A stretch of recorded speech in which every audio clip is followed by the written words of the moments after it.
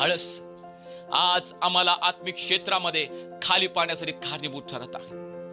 आम्ही एखाद्या ठिकाणी जॉबला जात असताना सकाळी लवकर उठतो, लवकर जर बोलेला असेल थम करायच्या अगोदर आम्ही वेळेत गेलं पाहिजे, नाहीतर त्या दिवसाचा पगार कट होईल म्हणून आम्ही वेळेत त्या ठिकाणी जातो, धावपळ करतो. वेळ प्रसंगी आम्ही नाश्ता करत नाही, वेळ प्रसंगी बऱ्याचशा गोष्टी त्याग करून आमच्या ऑफिसमध्ये आम्ही पोहोचतो, कारण थम करा पाहिजे वेळेच्या अगोदर, नाहीतर पगार बुडेल, नाहीतर पगार बुडेल. एवढी धावपळ आम्ही करत असतो. आणि जर आम्हाला त्या ठिकाणी आमच्या ऑफिसमध्ये एखादं टार्गेट दिलं असेल, ते पूर्ण करण्यासाठी, ते अचीव करण्यासाठी आम्ही जीवाचं रान करतो, दिवस रात्र एक करतो, रक्ताचं त्या ठिकाणी पाणी करतो. परंतु बरेचसे लोक आपल्या वैयक्तिक जीवनासाठी एवढं झटत आहेत, परंतु आत्मिक जीवनामध्ये जे आळसानं त्यांच्या जीवनात घर केलेलं आहे, त्यामध्ये ते कुठेही त्या ठिकाणी आपल्या जीवनातून आळस निघून जावा म्हणून ते प्रयत्न करत आहेत.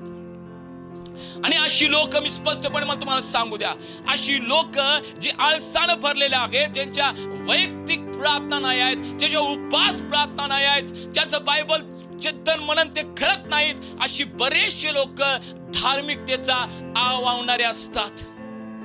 धार्मिकतेचं आव्हानतात, मंदिरामध्ये हात वरती करणार, आराधना करणार, मोठमोठ्या गोष्टी बोलणार आणि मोठमोठ्या गोष्टीचा गजर करणार. परंतु या लोकांच्या जीवनामध्ये बरेचसे लोक असे आहेत की त्यांच्या जीवनामध्ये वैयक्तिक प्रार्थना नाही, ते आळसानं भरलेले आहेत. इतर लोकांचा द्वेष ते काढत असणार, इतर लोकांची निंदा ते करत असणार, इतर लोकांना त्या ठिकाणी ते तोलत असणार.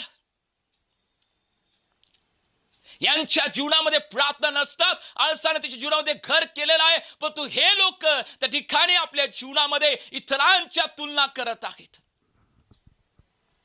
आम्ही ट्रिपला जात असताना आम्हाला त्या ठिकाणी सांगितलं जातं, बाबा तुला 6 वाजता यायचं आहे, सकाळी 6 वाजता बाई तुला यायचं आहे. बरेचसे लोक 4ला उठतात, सगळं घरातल्या गोष्टी आवरतात, कपडे लत्ता आवरतात, खाण्यासाठी वेगवेगळे खाद्यपदार्थ घेतात आणि लवकर त्या ठिकाणी उठून सगळ्याच्या अगोदर त्या ठिकाणी बसमध्ये बसायला ते रेडी होतात.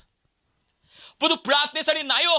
काल जर रात्री वेळानं झोपलो तर म्हणून सकाळी उठून प्रार्थना करता येईल नाही हो. आळस आमच्या जीवनामध्ये, आत्मिक क्षेत्रामध्ये आम्ही खाली पडावं म्हणून तो आळस तुमच्या जीवनामध्ये घर करून राहिलेला आहे. काय आळस